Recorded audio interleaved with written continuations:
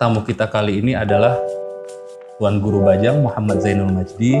Beliau biasa dipanggil TGB. Saya juga TGB, Tuan Guru Bana. Asal jangan Tuan Guru Bana lah ya. Saya kira tidak perlu berpanjang-panjang memperkenalkan siapa Tuan Guru Bajang. Bisa jadi penonton dan pendengar acara ini jauh lebih tahu Tuan Guru daripada saya. Karena saya nggak banyak tahu itulah, nanti saya akan bertanya-tanya. Dari judul-judul buku yang Tuan Guru sebutkan tadi, bisa diceritain dulu bagaimana Tuan Guru mengenal Kopingho, pada fase hidup apa Anda membacanya dan kenapa itu begitu berkesan? Kopingho itu saya kenal sejak kelas 3 SD. Ada teman saya yang punya perpustakaan di rumahnya, bapaknya itu kalau pergi dari luar daerah pulang itu selalu bawa koleksi baru. Ada Kopingho, ada Wiro Sableng 212, ada Enid Blyton, dan ada banyak lah gitu. Cuman di antara semua itu yang sangat berkesan memang Kopingho bagi saya. Untuk fiksi ya, karena banyak sekali ternyata yang saya baca saat itu, sampai hari ini saya bisa melihat relevansinya. Artinya nilai-nilai itu memang perlu ada dalam kehidupan kita gitu.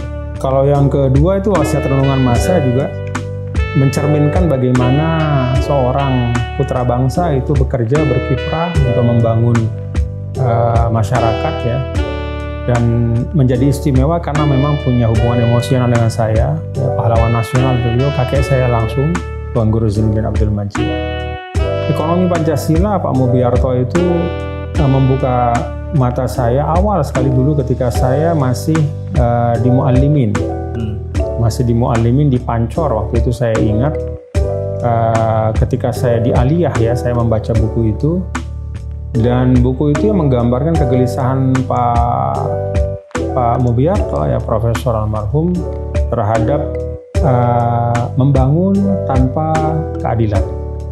Jadi ternyata itu juga sampai sekarang masih relevan buat kita. TGB remaja itu seperti apa sih? Apakah tipe remaja yang nakal atau biasa aja? Saya dulu ketua kelas ya di SD, kemudian ketika remaja saya juga sering mengorganisir teman-teman. Kalau main segala macam ya sama saja seperti yang lain. Jadi ada kenakalan-kenakalan kecil yang juga kita lakukan lah ya. Ya, saya malu juga mengungkapnya di sini gitu. Gak apa-apa tuh. Ya biasalah kita dulu sebelum remaja sih sebenarnya, waktu saya SD misalnya dulu kita itu saya punya senapan angin gitu. Jadi kita pakai dulu nembakin mangganya, ada almarhum Pak Sareh namanya di samping rumah. Jadi kita nembaknya itu nggak berani lagi udara yang cerah, yang lagi udara normal pas lagi hujan gitu. Jadi kan nggak ada yang ngeliatin, tembak jatuh 1, 2, 3, 4. Ya kita rujak gitu sama temen gitu. Ya sering ngisengin juga teman-teman gitu ya. Ya alhamdulillah pertemanan saat itu karena kita akrab satu sama lain ya terbawa sampai sekarang gitu. Teman dulu ya masih jadi teman sekarang juga.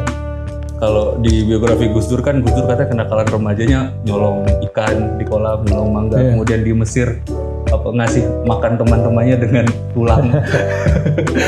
Iya. Ya kalau remaja itu kan batasannya agak abu-abu ya. Kalau waktu di Mesir dulu sih memang dulu tuh ada festival film di Mesir itu internasional tiap tahun. Mahrojan Al-Qahirah ya.